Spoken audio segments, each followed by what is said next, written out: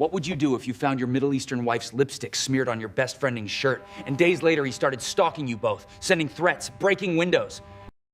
My name is Daniel Harmon, and nothing could have prepared me for the day I found my wife's lipstick smeared across my best friend's shirt.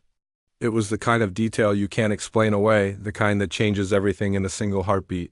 Melissa and I had been married for 8 years. We were that couple people envied, since stable, always talking about our future. Or so I thought. But then came the late nights at work, the secretive phone calls, the sudden conference in Detroit. The excuses just didn't add up. Still, I trusted her. Until the day Ryan's shirt ended up on our bed, stained with a shade of red I knew all too well. And Ryan, my colleague, my best friend, had the same look on his face I now imagined Melissa giving him. The betrayal hit like a physical blow. I tore through our house, desperate for proof or maybe just an explanation.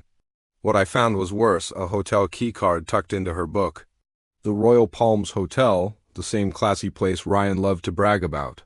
Just then her text came in, "Stuck in a meeting. Don't wait up. Love you." The words felt like poison. I grabbed my keys, the keycard, and all my rage and drove straight to the hotel. I called Ryan, pretending I wanted to grab a drink. He lied, claiming he was still in Detroit. The same lie Melissa was telling me, the same lie they were both living. At the front desk, I forced a room check. They called up for Mr. Mitchell. He didn't come down, but Melissa did. She stepped off the elevator in a black dress I'd never seen before, alone, panicked, caught. "Daniel, what are you doing here?" she stammered. I just looked at her. "What am I doing here? What are you doing here?" "How's Detroit?" Her face crumbled. She begged to talk in private, but I refused. Right there, in the middle of the hotel bar, I confronted her. "How long?" Her voice broke. 6 months. 6 months of lies. 6 months of our marriage rotting from the inside out. Every anniversary, every Sunday brunch, every kiss goodnight suddenly felt like a fraud. She pleaded. She tried to explain, but I just walked out into the pouring rain, leaving her standing there. But the nightmare was only just beginning. That night I smashed bourbon until the room blurred. I tore through her emails and found hundreds of messages from R. They called me D, as if I wasn't even worth the ink of my own name. I couldn't breathe. Then, at dawn, a shattering crash. A brick lay on our kitchen floor, the window broken, with a note attached. "She never be yours again. Ryan." His texts arrived seconds later. "Did you get my gift? You think you can end this? She belongs to me." That's when I realized this wasn't just betrayal. It was obsession. We fled the house and the police just told us to be careful, as if that could protect us. Ryan escalated again, sending a mass email to our entire company, detailing the affair with pieces of their private messages. I watched Melissa's career and reputation collapse in real time. We got a restraining order, but it felt like a Band-Aid on a bullet wound. The next morning, everything stopped. Melissa's phone rang, an unknown number. She put it on speaker. "Mrs. Harmon? This is Officer Ramirez. Ryan Mitchell was involved in a high-speed crash an hour ago.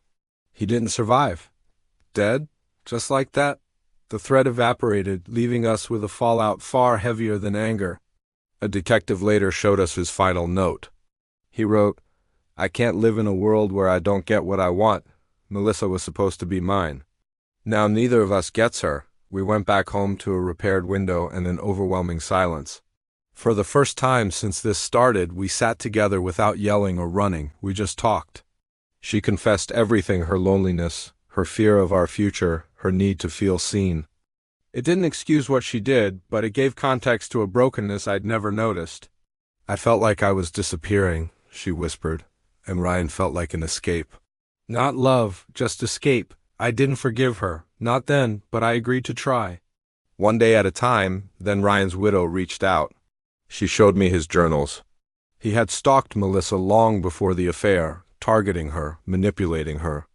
It didn't erase her choices, but it helped me understand the trap she never saw.